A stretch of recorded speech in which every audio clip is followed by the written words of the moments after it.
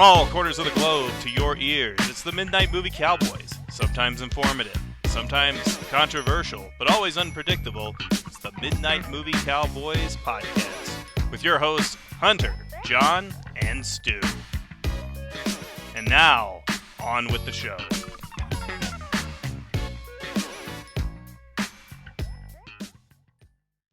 Hello everybody, welcome to the Midnight Movie Cowboys for this week. Episode 3, week 3 of Primetime Crime Month, and unfortunately the last one for that month. I'll get into that in a minute. Anyway, with me though is John over in Denver, Colorado. Where we just had our team, the Avalanche, just won the Stanley Cup. So right before we started recording, there were fireworks outside my house. Like the whole city's celebrating, probably the whole state right now. Looks like it behind you. Looks like it's got a nice shade of green. Mm-hmm. So, what's that? Ice hockey, is it? Yeah, ice hockey. Which is not very popular even in Colorado, strangely enough, but it's popular probably more popular in the Northeast and Canada. Oh yeah, I know Canada. It's huge. Right. But yeah, something I can never get into. I tried. Lord knows I tried, but I just sat there and thought, it's not for me. But hey, not saying it's bad, just saying it's not for me. Mm-hmm. But anyway, so what happened was John and I recorded last week, but would have been episode 3. We did Kolchak The Night Stalker, the first episode, The Ripper, it was called. Yeah.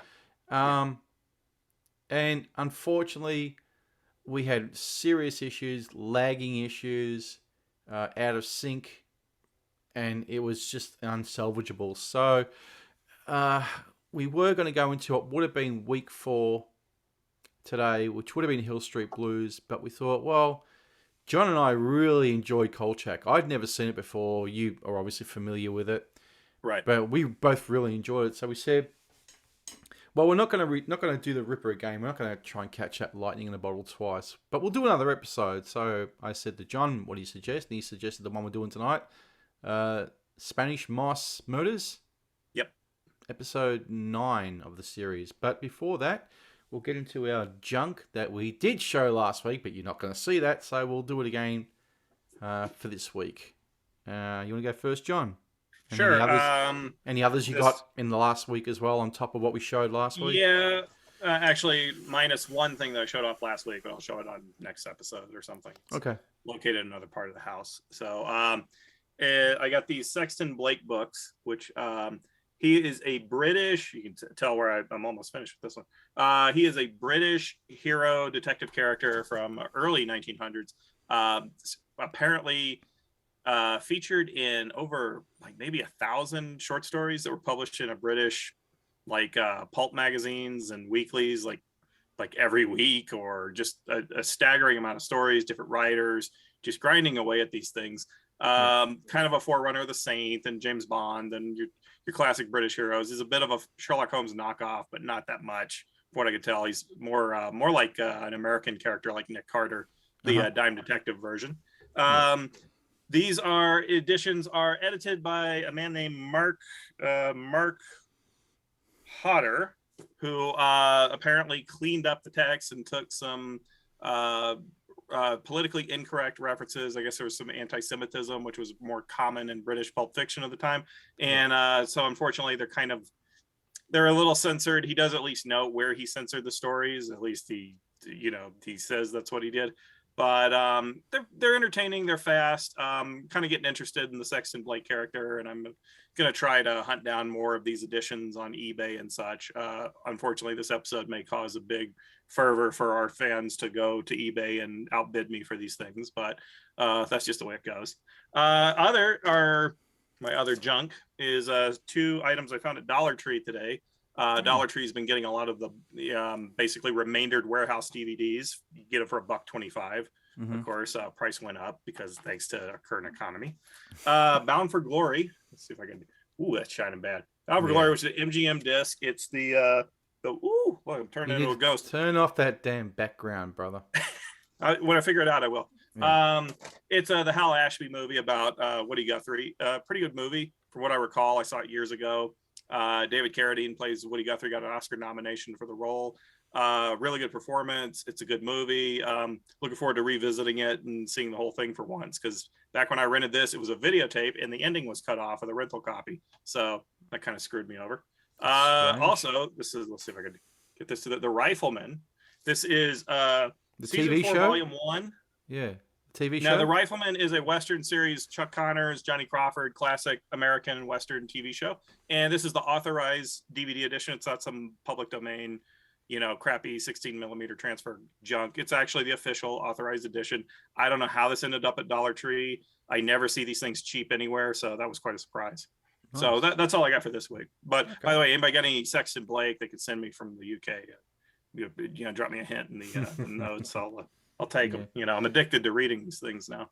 Yeah, I've been actually reading a lot lately. Just that damn Lunatics book is just dragging me in. So go to bed at night, read more of the book, get up in the morning, read more of the book. I have 40 pages left, and then that's it. I'm done.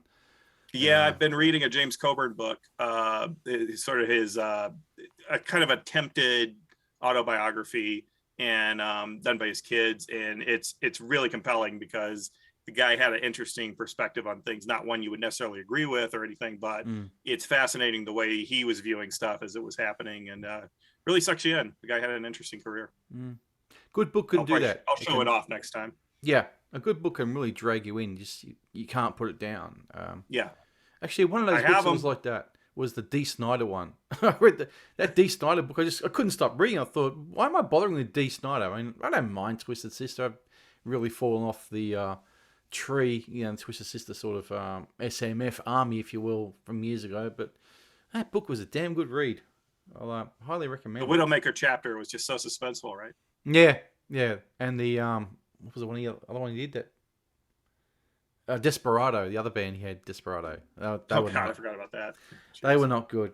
They were not much of them. Anyway, I have got a few things actually, as you can see. New mic. Finally stopped sounding like I'm in a goddamn toilet. Lashed out on a big Yeti blue mic and a boom arm that you can't see attached to this to the table here. Pop filter, which I already had. Got sick of it. I think I heard one of the episodes that you and I did not long ago. I said, this just sounds disgusting. I sound absolutely hopeless. And for somebody who's been doing this for 12 years, enough is enough. So I hit up our friend, Mr. Eric Mulder, over the Most Excellent Watch This Movie podcast.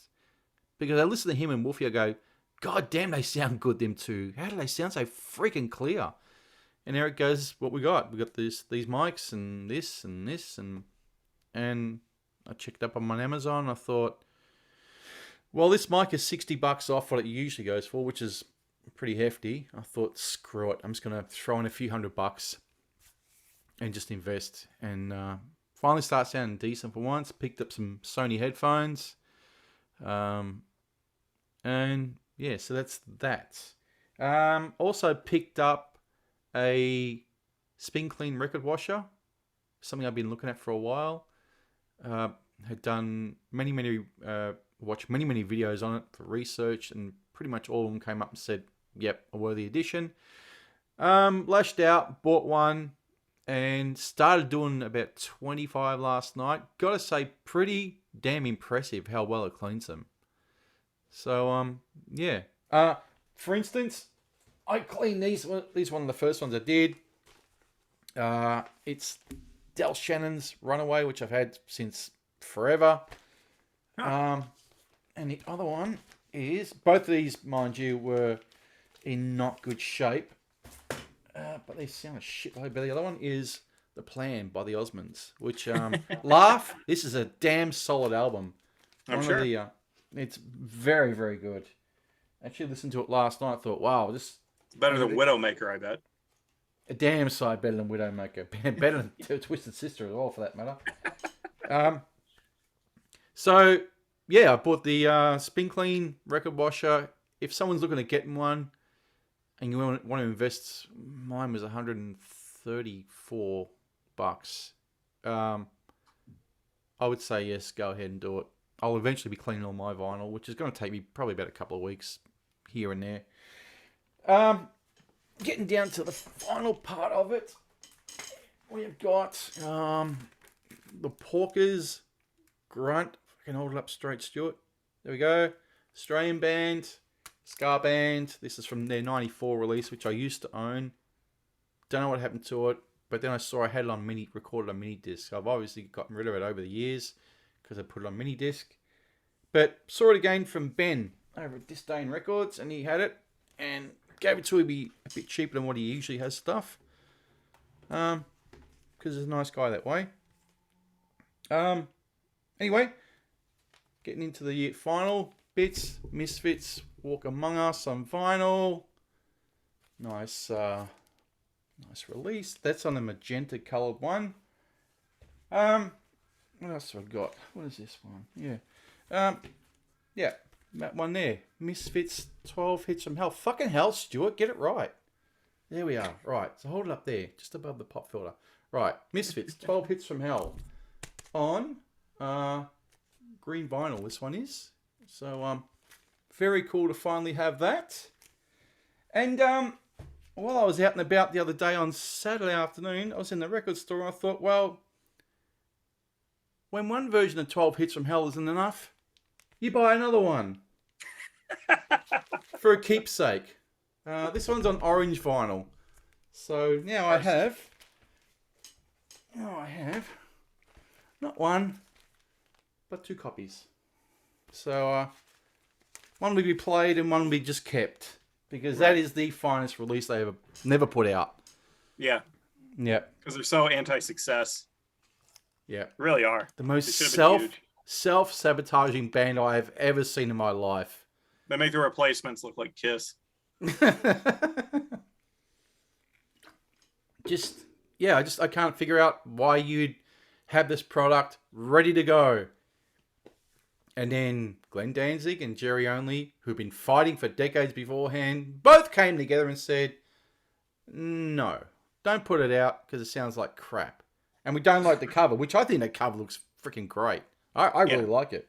I like it. They hate Bobby Steele. I think they all hated Bobby Steele. It's the Bobby Steele. Yeah, I think it's the Bobby Steele issue, which and they gave some cock and bull story too, John. Oh, Misfits were never a 5-piece band. Oh, who cares? Yeah. They just hated Bobby Steele. That's all it is. Yeah. But, so that's that. Oh, but they'll put out the other crap like the Devil's Reign album, which is just Jerry Only and, what is it, Des Cadena from Black Flag and Mark Ramone. Yeah. I saw them live various times because they would come through here like twice a year and I'd just catch them every time. And it was always a fun show, even if the new tunes they debuted, we're going to play the new and off the new record. Oh boy. Yeah. Go to the restroom. Yeah. It's called The Devil Rides Out. Let's go for the list of Hammer horror films. Oh, it's called The Pit and the Pendulum. They're as bad at pulling titles off their shelf as like Rob Zombie for lyrics and song titles. Yeah. Song titles, Rob Zombie tends to go with the, let's take a song title and add another 18 words to it. Right. Yeah. The alien freakazoid who drank... La Sexorcisto, La Cyclopean. Yeah. Overfiend, whatever. The alien sex fiend who dug his mother's grave up and then fucked her. I mean, it's just dumb song titles at Zombie. In the year 2000. Yeah. So, yeah, that's basically it. That's all I have got. Yeah, that's it. So... let's go into attempt number 2 of Kolchak. I think the ghost of Darren McGavin don't like this. He's still ashamed of it. He's still ashamed of the Night Stalker. He hates it. He's well known for this. Yeah, it's just weird. We spoke about it in the last episode. How Darren McGavin was not a fan of that show, which ran 1 season and the 2 movies. You said the 2 movies came first, right? Yeah, 2 movies came first. Highest rated TV movies of all time up to that point. Yeah. Yeah. I still haven't seen those. Did you say how well they held up, the 2 films? I have watched them recently and I thought they were fantastic. They could have released the first one in theaters, could have released the second one in theaters. I think the second one is better, Night Strangler. I think it's phenomenal. It's got a lot of atmosphere. It was actually directed by Dan Curtis, The first one was only produced by Dan Curtis. So John Llewellyn Moxey directed it, who was a pretty steady TV hand and had done some British horror films. But Dan Curtis did such a great job on the second one. Then when they did the TV show, it didn't involve Dan Curtis at all. That's why it has such a spotty record on home video as far as coming out. The TV movies were always released separate from the TV show, which was the TV movies were owned. I think the first one was owned by Fox, second was owned by whoever licenses the ABC movies, and then the TV show is owned by Universal because it was a Universal production. It didn't involve any of the original production team. Unique thing about the TV show is the story editor and main scriptwriter was David Chase, who later created The Sopranos and was a big writer on the Rockford Files. So, and in fact, I think there's an episode of Sopranos where they're watching, maybe one of those mobsters is watching Kolchak on TV. So they threw in a few in jokes here and there. But the TV show lasted one season. It's well beloved. It had a decent run on ABC, but not enough to get renewed. And Darren McGavin didn't really like working on the show, supposedly because they were filming at night and he hated doing that. He was middle-aged. He just didn't really have the energy drive for it or whatever. But it got, the cult for it really grew in the CBS late movie, which before they had David Letterman and all these other nerds hosting unfunny talk shows at 10:30 at night, they would do reruns of old crime shows. They would do Kojak, they do Columbo, they would do McCloud, Monday, Tuesday, Wednesday, Thursday, and then on Fridays they would have the fun one for the kids staying up late because it wasn't a school night. So they would show Kolchak the Night Stalker. They would show The Avengers, The Magician, with just the Diana Rigg episodes, of course.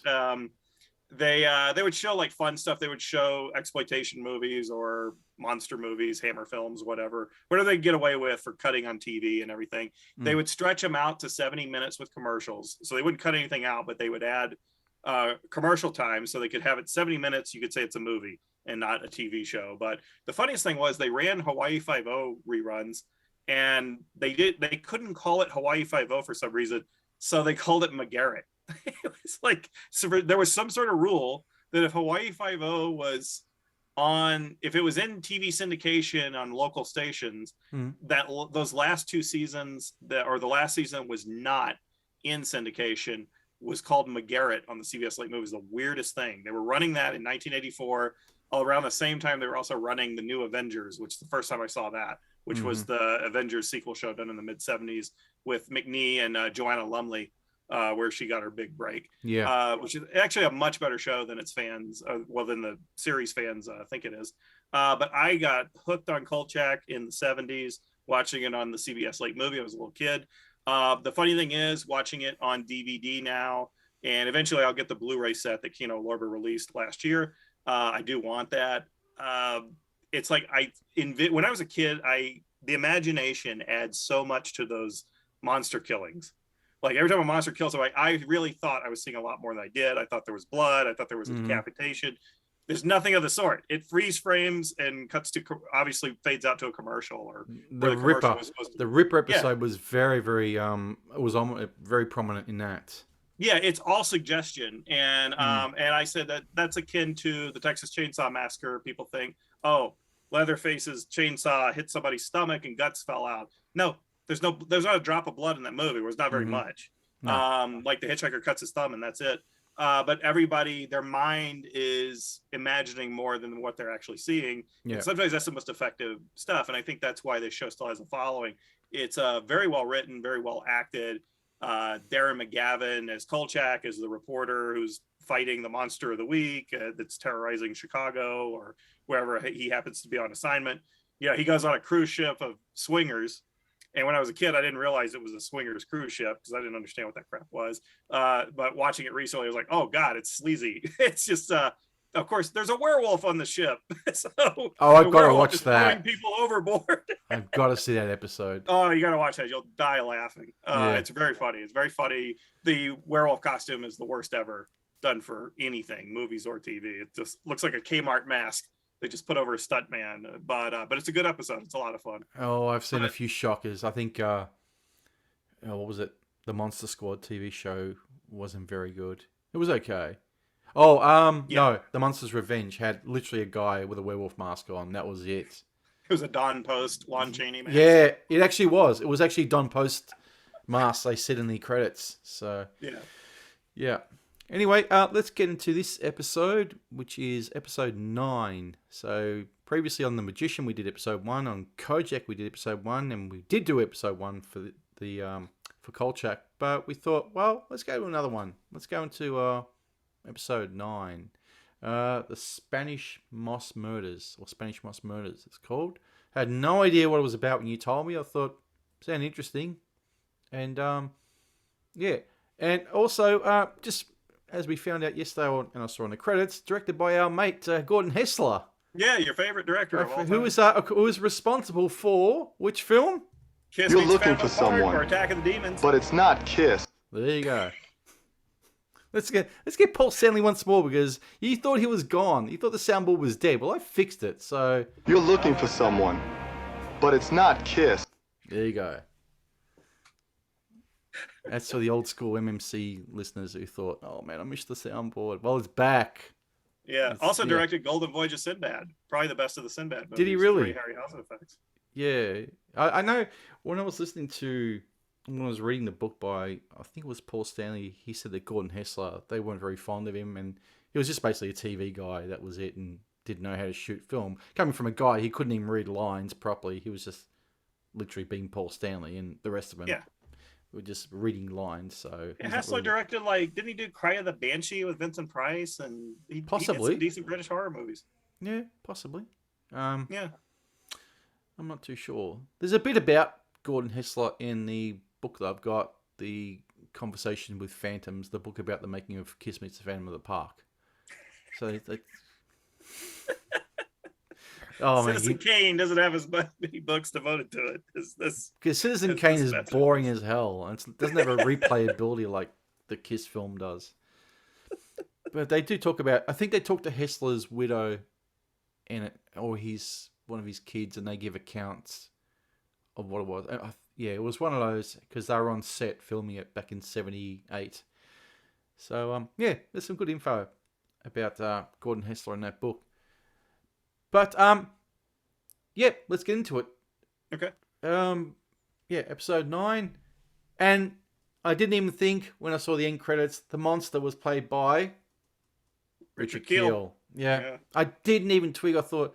shit, this person is big, and I go, of course, it's Richard Kiel when I saw the end credits. He played 2 monsters on the show. He played a Brujo Indian demon in a previous episode, or maybe one after this, and he played the swamp creature, Pame Fay, or whatever they called him, the boogeyman of the swamp. So inspiration for Swamp Thing, you think? Possibly? No, Swamp Thing was actually before this. Oh, was it? Mm-hmm. I didn't know. Yeah. Was it really? It's I think it's a real legend. I think I looked it up one time, and it was an actual legend from that they got from mythos and Cajun mythology or something. You know, urban legend, I guess we call them today. I don't know. Yeah. Okay. But every culture has a boogeyman legend, and this was the one for the Cajuns, supposedly. But they came up with a pretty unique idea with this one. It's like a man is in a coma. And because this is the boogeyman that haunted his nightmares or whatever, he's somehow manifesting the boogeyman to be real. And hang on. For Freddy Krueger, maybe? Yeah, that might have inspired that. I'm sure Wes Craven read his share of Doctor Strange comics, which I think is where he got a lot of ideas. Yeah. And also probably watched Kolchak the Night Stalker, even though he'll claim he never saw anything. Oh, of course, yeah. But yeah, carry on. You were saying. Right, and I think what's really cool, make sure I get the names correct here, is you have the best monster attack scenes probably in the entire show, and you also have probably the best monster costume in the entire series, because apparently some were rejected.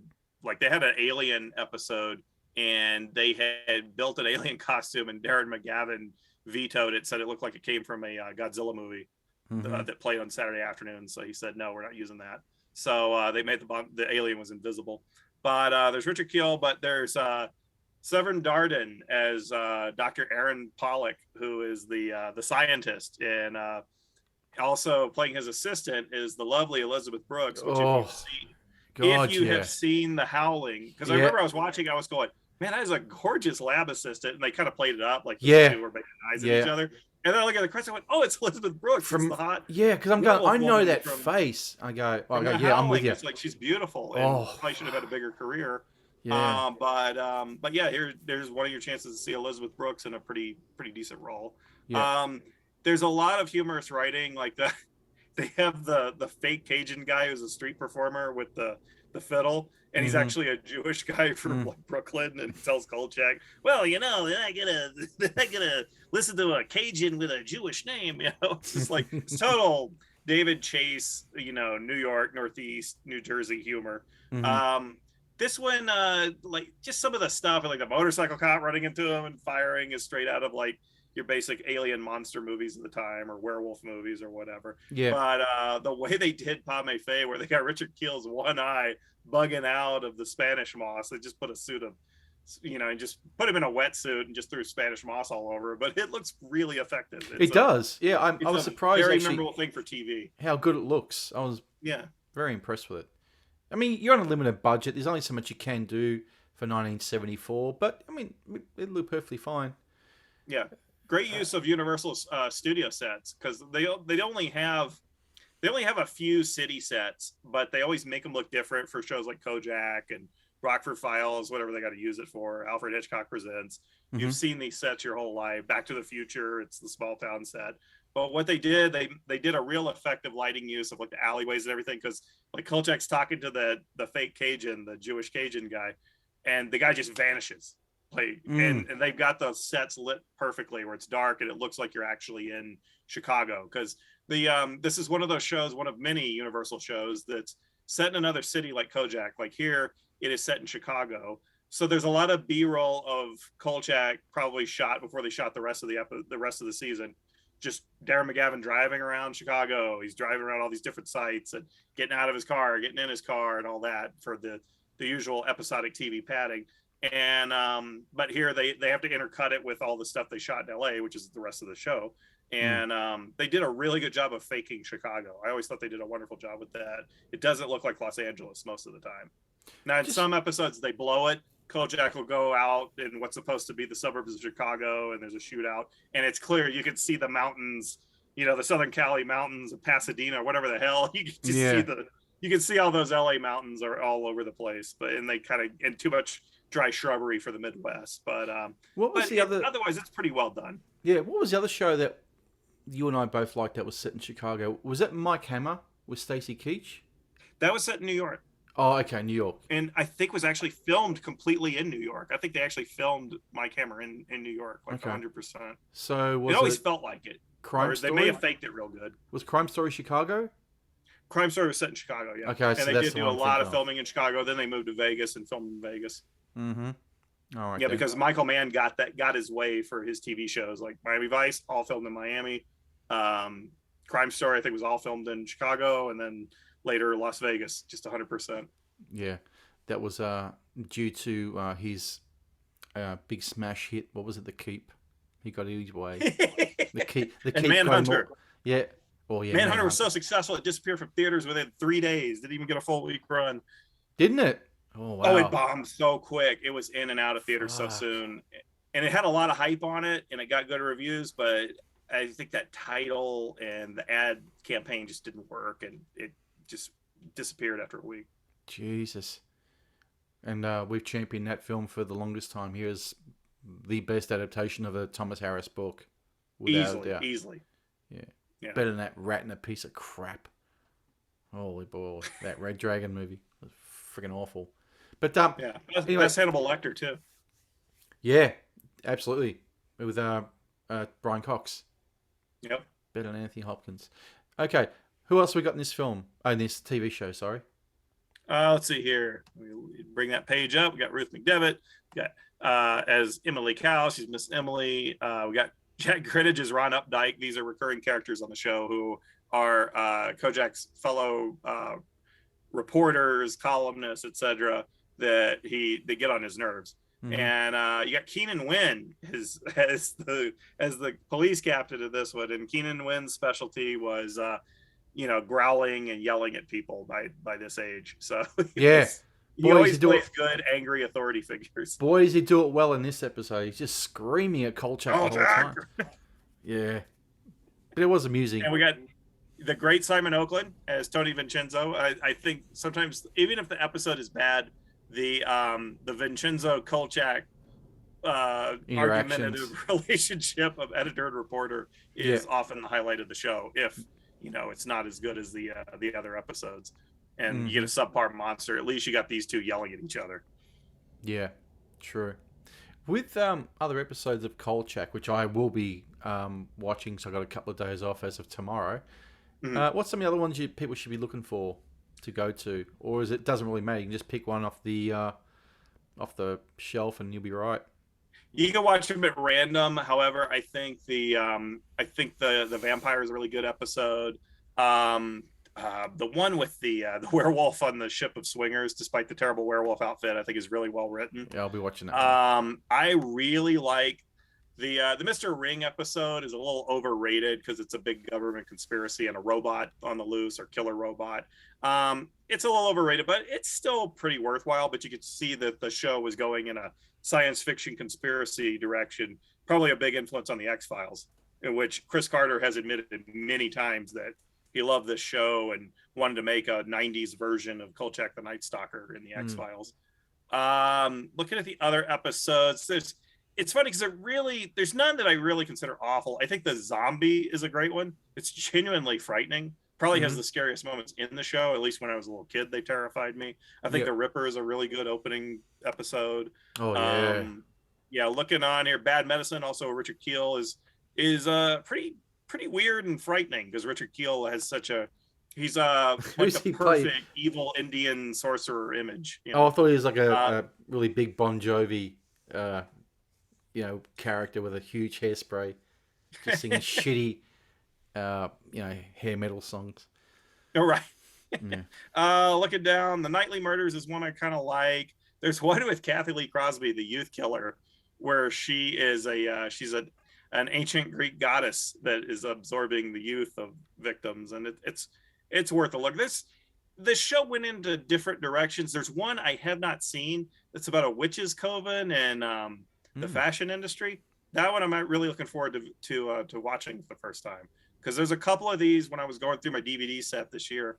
A couple of these I'd never seen because the CBS late movie didn't always include every episode. What they would do is they kept some episodes out of syndication, and Universal would edit those into TV movies to send to TV stations that they could show. They would take two episodes, combine them, like they did one with The Mummy and I think The Energy Eater, and they're completely unrelated, and they somehow edited these two episodes together, like Kolchak's on both cases at the same time. Now I'm going to go over to the Mummy exhibit. Now I'm going to go over and check out this alien incident. That reminds me of the Spider-Man TV series. I remember actually watching one of those, 2 episodes edited into a film at the drive-in in 78, 79, I think it was.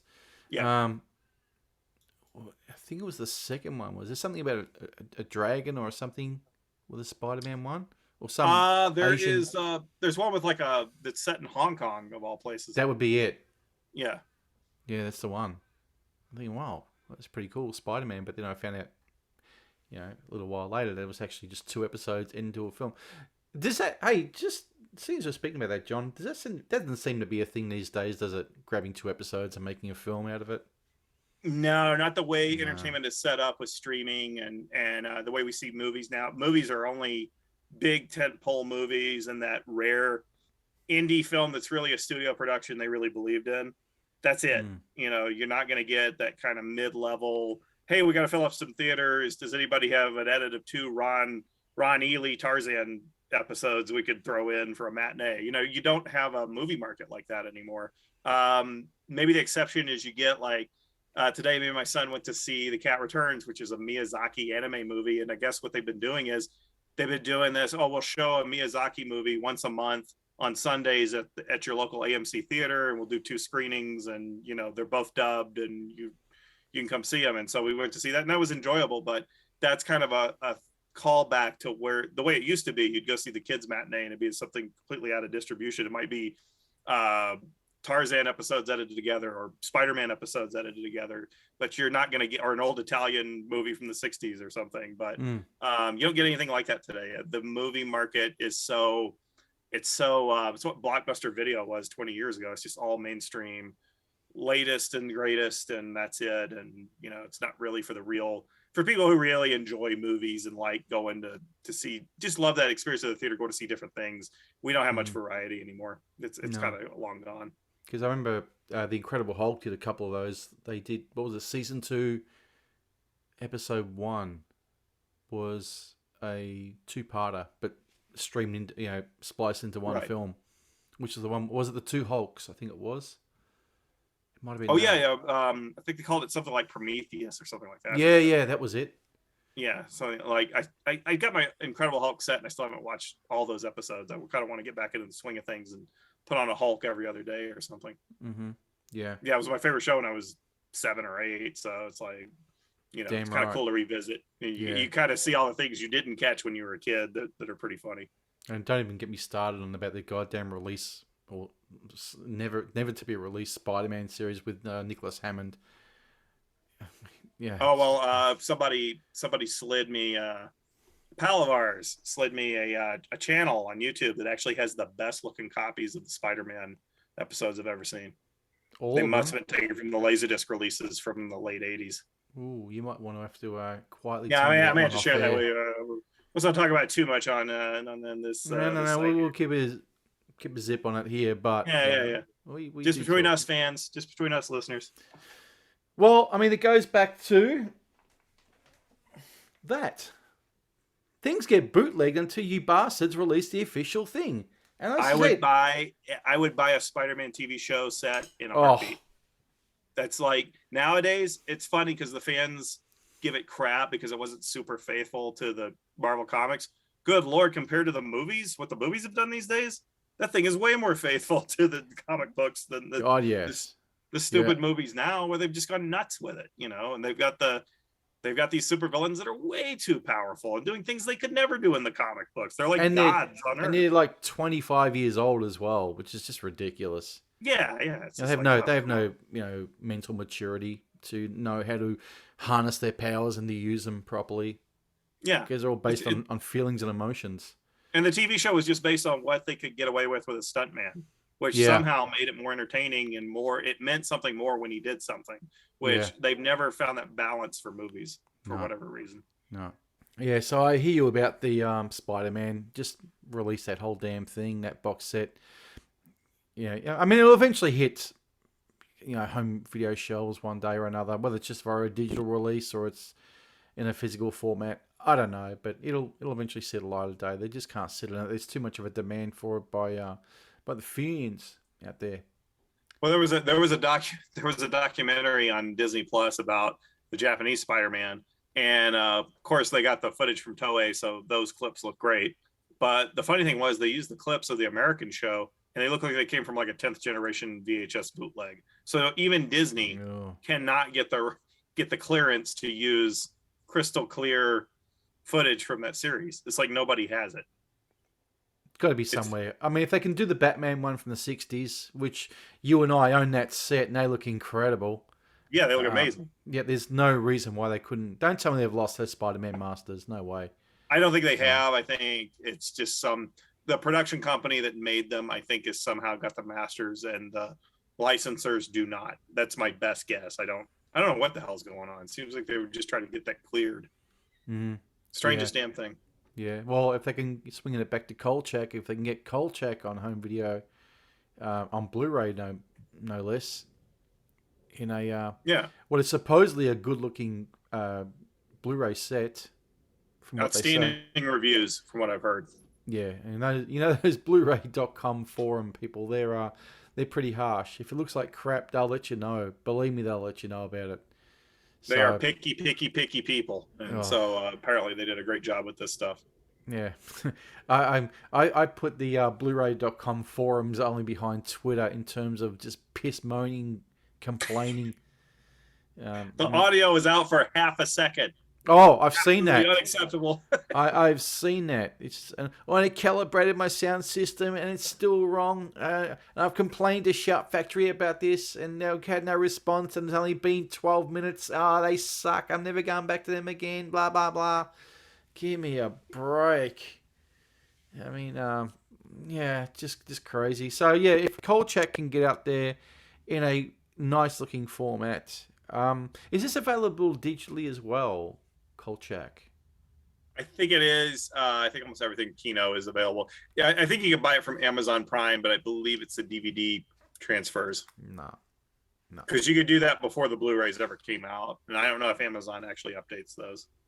Yeah. Because Kino may have the rights to the HD transfers. I don't know how that works, and I don't buy digitally too often. I like made an exception for one recent movie, The Manchurian Avenger, because I was interviewing the star of it because he's retired here in Denver, and I bought the digital print on Amazon was like $5, so I just went ahead and bought that. That's nothing. I mean, these days, if it's in HD, you can just pretty much burn it to a Blu-ray disc if you feel so compelled to, and make your own cover if it needs to be on the shelf. Right, and a lot of stuff you're only going to watch once or twice. Yeah, I mean, I got The Pursuit of DB Cooper digitally, and it wound up coming out on Blu-ray, but not until about 2 years later. But that's one of those films. It'd be nice to have on a shelf. It's a fun movie, but I'll stick with a digital one. If it comes down to if it gets released here, I should say, at a decent price, it'll go on the shelf, because that was one that I used to watch as a kid.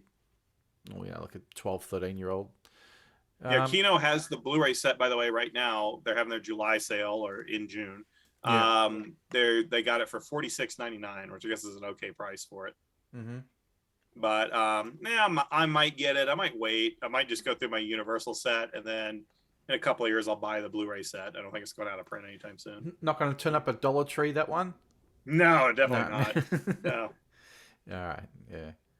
But all right, man. Let's wrap it up. I mean, we haven't spoken at length about this episode, but we did a lot of talking about the Ripper episode in the previous one. But let's rate this one. I mean, let's. Oh, sorry. I'm still getting used to all this shit being on the desk in front of me. I throw my arms around like some crazy Italian. All right, let's rate this episode, and then let's rate the 3 episodes we watched from what we consider to be the least enjoyable to the most enjoyable. All right. So, what would you give Kolchak's episode? I would rate the Spanish Boss Murders as like a 9. I think it's probably the best episode in the series. Oh, so you liked it more than the Ripper, which you gave a pretty high rating. The Ripper I gave like a 7, I think. Yeah. The Ripper's a good start, but it's still a little muddled in the origin of the Ripper and explaining why he's immortal. They just wanted to do the Night Strangler again, and the Night Strangler, they just want to do the Night Stalker again. So they come up with a new threat, but they didn't really explain it this third time out doing that story. Not a vampire. He's like some immortal version of Jack the Ripper. But I thought this was better explained. It's more cohesive. It was a unique threat. It wasn't like, oh, a mummy, oh, a werewolf. It was like, oh, wow, a Cajun boogeyman. Okay, that's different. You got to kill him with the sharpened stick from a gum tree and stab it. So they came up with it was a very unique, original thing. I think the finale in the sewers is probably the best moment of the TV series.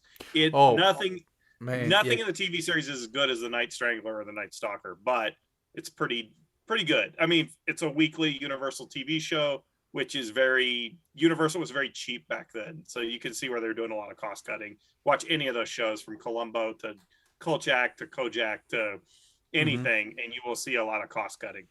Yeah. And they were notorious for stories of the stars fighting with the executives, fighting with the suits to get better coffee on the set. I mean, it was crazy the type of cost cutting they used to do on these shows. Telly Savalas wanting that Greek coffee flown in from Greece. Yeah. Hey, baby, you gotta have the real stuff. I'm gonna stay awake for these scripts. Yeah. Don't give me that Turkish coffee. That's just a knockoff of the Greeks. Right. And by the way, I think this was Darren McGavin's third TV show, because he played Mike Hammer in the 50s, did the TV show Riverboat with Burt Reynolds, and then he did this as his third time out, and was probably the one he's best remembered for. Although he was a very good Mike Hammer. I've never seen Riverboat. No.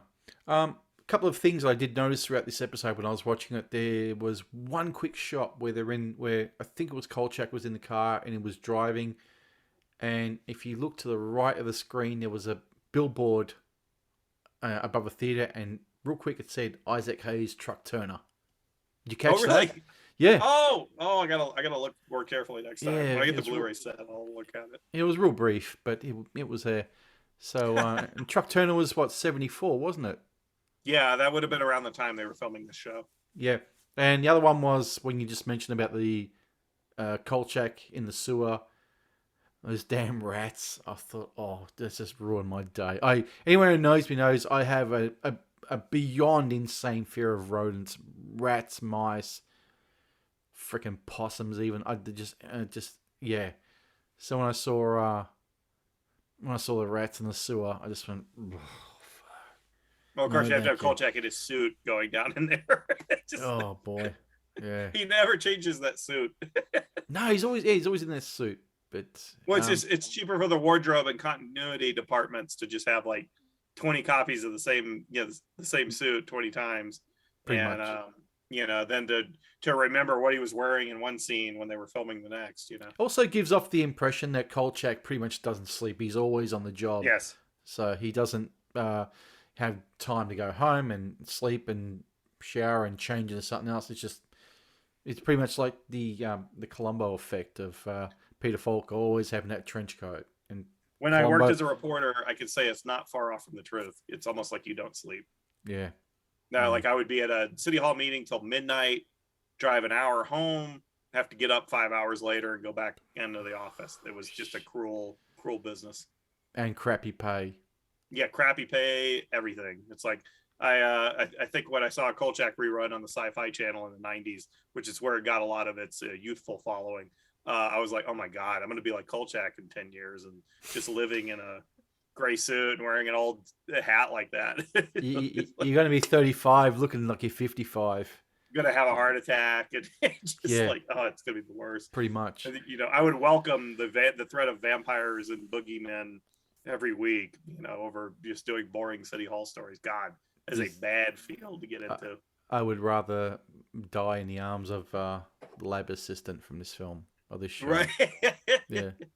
Yeah, Elizabeth Brooks fans need to seek this one out. Died young. What a shame. Died at 46. Yeah, very sad. She was Christy McNichol's girlfriend for a couple of years. Oh wow. Was bisexual and apparently had a pretty strong relationship with Christy McNichol, who I guess took care of her while she was dying of cancer. It was a very unique, weird story there. Strange. Did you see that someone put a tweet out, and I don't like referencing Twitter. I hate that place with a passion. But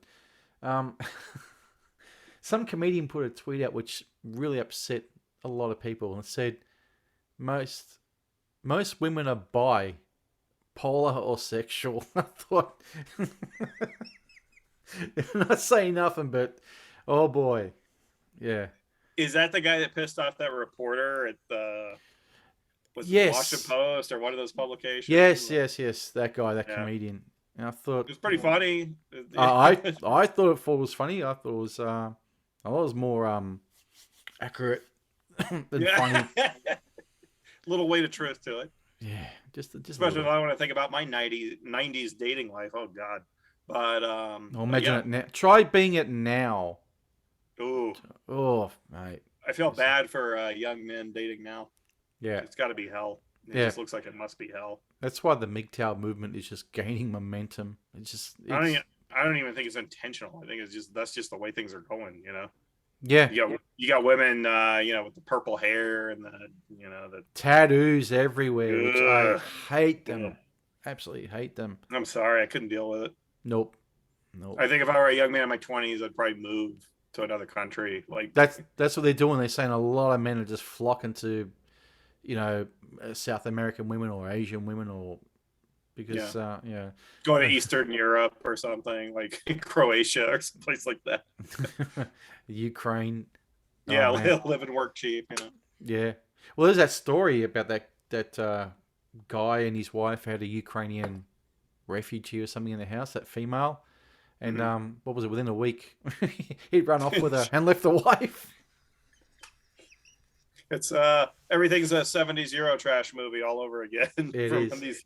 these women from these completely different societies that are more like 40 years ago. They don't have all our terrible influences. No. And the British wife sitting there going, I don't know what I did wrong. I thought I treated him nice. With her teeth falling out. Yeah, with their NHS teeth. Yeah. Oh, but I might have nagged him a bit, but it wasn't that bad. Well, you couldn't have been that fucking good if he's run off with a 25-year-old Ukrainian. But anyway, whatever. That's foolishness right there. That woman booked her divorce if she accepted that. No, yeah, but you gotta laugh, I guess. Yeah, but, yeah. Doing the dating thing now. If I was to do it, I don't think I would. I'd just be, just focus on myself, hit the gym. Just be Schwarzenegger and pumping iron. At least the filmed version of Schwarzenegger. It's just in the gym all day. Yeah, that's all right. Yeah. Telling his girlfriend he doesn't care, he's in competition, Yeah. Get out of here. I don't care if my father died. I'm in competition. All right, man. I'm going to give this episode a 7.5. I like the Ripper just a bit more. A bit more. But I'm still feeling my way around Kolchak and the series and its setup and everything. But the 7.5 and an 8 for the Ripper. That's pretty high for 2 episodes, right? For me, so I thoroughly enjoy this series.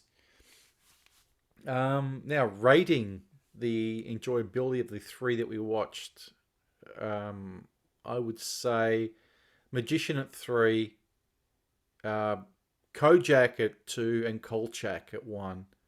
I would agree. I would totally agree. Yeah, same rating. And that's not to say that the other 2 are bad. Right. Just I was just so thoroughly impressed with Kolchak, how good it was. I was very pleasantly surprised how much I enjoyed it. Well, you're in for a lot of fun when you watch the other episodes. I will be. I gather. Being it new, I think you're really going to dig the whole thing of the 1974 vibe and everything. I must ask my brother. He just texted me before. I must ask him about that episode that he swears we watched. Oh my god. Mulder didn't warn you about that, right? No, he probably did. I was just probably half asleep going, yeah, okay, man. Yeah. He swears we watched an episode back in the 80s and might have been about zombies. He's going, don't you remember we watched it? I go, this was fucking 35 years ago.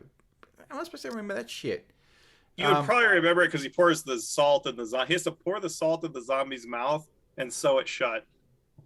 All right. Well, I'm going to text him after we're recording here and ask him which one it was. But right. Yeah, he swears up and down that we did see an episode, and we probably did. He's got a better memory than me, so that would be the one I'll be watching next, along with that wolf on the swingers. The werewolf. That sounds like such a.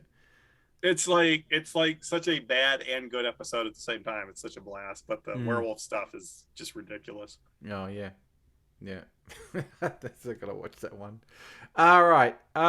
Okay. Well, that's it. Primetime Crime Month 3 done. Would have been 4. Unfortunately, Hill Street Blues had to take a back seat because we just need to speak about Kolchak again. Next week, don't know what we're gonna do. We did have something worked out. Yeah, I think I know what it is, but I'll leave it until John and I confirm what it is exactly, so I don't preempt anything and they come back going, but you said it was going to be this. Yeah, plus I got to plan around my fishing trip next week in Wyoming. There you go. So maybe I'll have some fun podcasting stories about fishing in Wyoming with my kids. So yeah, maybe you'll catch a what is it? Paramalphae? Oh yeah, that's it. Yeah, swamp monster coming out with the one eye. You know, just make sure you take a photo with you and your boy. Funny thing is, my uncle a few years ago, an uncle of mine, he had a nightmare and he woke up in a cold sweat and said a one-eyed swamp creature grabbed him and like freaked him out. He couldn't go back to sleep. And I was like, did he watch Kolchak the Night Stalker? And it's like, I know his family is from Louisiana. Maybe it's something in the subconscious that Pame Faye is real. So It might have been And I on my, actually called, left a message, but he wouldn't speak to me. I said, "Look, I think you saw Pao Mei Fei in your nightmare. I swear this is a true story." That's really weird because I remember back when I was about, where was I? What house? It was the old one. So it would have been about 87, 88. So it would have been about 16. Mm-hmm. Something flew through my window. Okay, like an insect flew through. I had the window open. It was a hot summer night, and this fucking insect flew in. It would have been about that big, so it wasn't a fly, and it looked like one of the locusts from Exorcist 2, and it literally had fucking eyes just staring at me. It literally staring at me. I thought, oh man, I shit the bed and ran like a motherfucker out of that room. No one. You know what? Say I'm a liar, say I'm a sensationalist, say, oh, you're just making shit up. I promise you, with hand on heart, that happened. And that is one thing I will take to my grave. I never forget. That was the scariest goddamn thing I'd ever seen. This thing just fucking flapping its wings at me and just staring at me as if trying to swat it out of the room. I ran. Just ran, shut the door, and went in later and hoped it was gone, but it was gone. But whew. Yeah, scary shit. But anyway, on that, we're going to wrap it up and say catch you later. Before we go, I have got a bit of a backlog of episodes from NES. So you're not going to get one Rue Britannia this week. You're going to get two. So you're going to get one and one directly after that, just so I can clear the backlog. Otherwise, because we've lost weeks and Anthony keeps sending me stuff, I'm going to have so backlogged of things. So you're going to get a double Anthony this week. And that way, when we do our recording next week, whenever that is, or NES's stuff will be fresh and not so outdated. Through no fault of his own, it's all me. But yeah, so you'll get 2 lots of Anthony with this one, and I will sign off and say later. Yeah, peace out.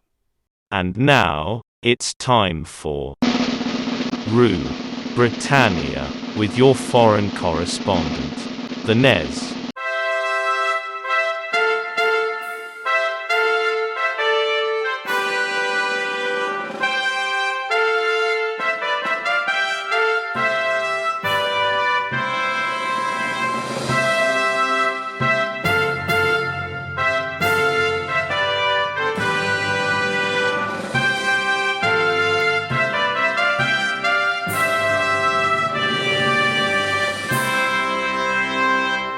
In a move that will surprise nobody other than those who thought Prince Andrew should have married Q-Stark back in 1983, the 4-day Platinum Jubilee weekend came and went as well as could be expected. One of the highlights of the weekend being Evita Peron and her husband Harry Markle being left sidelined, humiliated and degraded before the nation. Indeed, the celebrity pair of self-righteous sanctimonious hoovers decided to fly back to the US before the weekend celebrations had even ended. No truth, however, to the rumour that their 2 children were accidentally left behind, as Lady Mac and her bag carrier left the country, though it was true that the pair of fart-smelling woke activists did expend thousands of gallons of fuel in their transatlantic flight back home. Evidently, the sedan chair wasn't available that weekend. Sata, and Boris Johnson managed to successfully jump through the hoops to survive his first leadership election. Haiti has no more stability than the Conservative Party these days. In accepting his leadership election victory, Shirley thanked his supporters and vowed he would carry on, which is to say, being a failed left-wing, lying, immoral fraud with nothing to show for the last 3 years. See you all this time next year at the next leadership election, he thundered. MPs cheered. Rape. And convicted rapist and producer Harvey Weinstein was charged by the Crown Prosecution Service in London last week with 2 counts of indecent assault going back to 1996. Specifically in relation to one person only. Who would have thought that Harvey's body of work as a producer would be a descriptive list of his crimes? She's All That, Scream, Sin City, Women in Gold, Vampire Academy, I Don't Know How She Does It, Zack and Miri Make a Porno, Sicko, Score for Scoundrels, The Human Stain, Confessions of a Dangerous Mind, and last but not least, Hour of the Pig. Harvey will be 87 years of age when eligible for release in 2039. Personally, I think his crime is actually pale into insignificance compared to his most sickening crime of all. Harvey produced the 1994 film Il Postino. What a bastard. Further notes in passing, Ray Liotta was buried last week, and in accordance with the actor's wishes, a traditional religious funeral was bypassed by having the actor's remains stacked in the early hours of the morning into the boot of a car by a bunch of mafia capos, driven a couple of miles to the local woodland, then having the boot opened in a secluded location, then stabbed and shot a couple of times before being buried in a shallow grave next to Jimmy Hoffa. He died with his boots on. Canadian stand-up comedian and BBC panellist Catherine Ryan accused an unnamed fellow stand-up comedian of being a rapist. With a face as ugly as hers, frankly, I just had no idea that blind rape was on the increase. And the England football team were booed by English school children last week for taking the knee in their latest dour match against Italy in Wolverhampton. England manager Gareth Southgate said the booing was due to quote-unquote inherited thinking. Yet given how the England team on the one hand is pro-LGBT, yet will play in the World Cup at Christmas time in an Arab country where homosexuality is illegal, it looks like the English FA has some inherited thinking of its own. Alphabetti spaghetti is still not popular in Qatar. And finally, Boris Johnson went back to the future last week by unveiling a new housing policy which he said would bolster the housing market and help kickstart the economy. Putting it mildly, Shirley now intends to provide financial help to those on welfare benefits to buy their own home. Quote unquote. It's a simply smashing idea, cooed the socialist PM pretending to be a conservative. Though, to be perfectly frank, the only qualification you need to be a conservative leader these days is to be a In a move that will surprise nobody other than those who think that Colditz was rubbish, and it wasn't, Kevin Spacey returned to London to face 5 criminal charges in relation to sexually assaulting 5 men. The ex-actor was not asked in Westminster Court to enter pleas of 4 counts of sexual assault and one of causing a person to engage in penetrative sexual activity without consent, and to think they sacked Amber Heard from Aquaman 2 for less. On the other hand, the charges follow on from the sexual assault allegations made in 2017 by actor Anthony Rapp, or indeed the 15 others who made allegations and accusations of sexual assault against Spacey, or indeed the occasion he was mugged during a late-night walk in a London park in 2004, which under no circumstances was related to his private life whatsoever. Kevin Spacey was bailed. Larceny, and 80s page-free topless model and super soaraway pin-up super stunner current banner Samantha Fox tied the knot last week and remarried her longtime girlfriend Linda Olsen in what was frankly the ghastliest, sleaziest, tackiest wedding staged this year outside of a gypsy wedding. It was held in Essex. Wedding receptionist and big-tit obsessed gate crashers wished the pair of furry caps all the best as the couple flew out of Heathrow to, well, frankly, God knows where. Jupiter might be fully booked this summer, so Ireland could well be a second choice. No apologies from Samdo, as in the 80s she fooled a nation of heterosexual men and teenage heterosexual boys into thinking she was the biggest heterosexual pin-up on the block, when all along she was a closet 80s lesbian, and encouraged the false relationship. I wish her all the best, bitch. Sport. And suspended Manchester United footballer Mason Greenwood said his bail extension application had following accusations of rape and physical assault against his girlfriend back in January, as well as also threats to kill. Manchester United. Ever the family club, the club where one chairman attended an orgy with dwarves, whose girlfriend was murdered in Jamaica, whose players launched kung fu kicks at fans during games, where managers have extramarital affairs with the wives of physios, where players visit brothels, get involved in sex tape scandals, and much more besides. You get the picture. What after all can you say about a football club where the club's badge features Satan holding a pitchfork and where the club's colours are the colours of the Nazi Party? Further notes in passing, over 100 BBC staffers in London will be sacked by the organisation in its latest round of mass redundancies. This as the BBC blows another £10 million of BBC licence fee pays money on a new studio. Pasta lentils. Ex-athlete and Olympic gold medalist Kelly Holmes came out of the closet Sam Fox style this week and stated she was a lesbian. Evidently, during her career, she never bragged about it in the showers with her heterosexual competitors. Personally, I remember the days when a lesbian was an Italian sports car.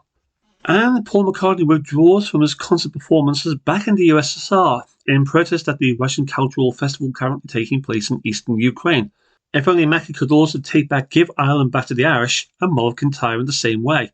Quite how he went from Live and Let Die to Pipes of Peace in 11 years is frankly open to question. And finally, Boris Johnson filled the press call by making a surprise visit to the front line to the Ukrainian capital Kiev last week. Whilst there, he compared notes with President Zelensky on why Kim Cattrall never showed up for Police Academy 2, got pissed with a bear in a nightclub in downtown Kiev in a tacky homage to War and Peace, finished the novel The Fog by James Herbert, lost the game of Kaplunk with a photo opportunity with local children, and stressed the importance of World War III in relation to climate change policy. In short, a full-bodied man of action as usual, as well as a